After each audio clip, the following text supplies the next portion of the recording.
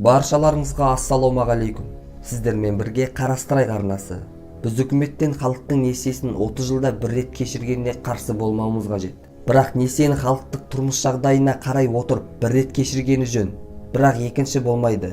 Үкімет сенің банктен алған қарызыңды енді кешірмейді деп қол қойдырсын, түсіндірсін. Біз неге қарсы болуымыз керек? Үкіметтен нені талап етуіміз керек?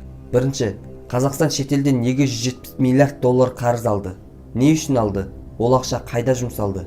Қашан қайтарамыз және қалай қайтарамыз? Біз үкіметтен соны сұрайық, талап етейік. Екінші, жекеменшік банктерді үкімет ұлттық қордан ондаған миллиард доллар көмек беріп келді. Не үшін банктер ол ақшаны халыққа жоғары пайызбен берді? Сұрайық, дәлелдесін.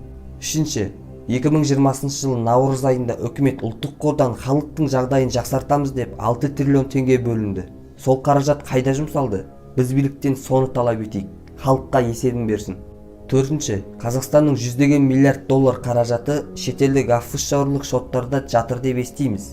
Біз биліктен соны елге қайтар деп талап етейік.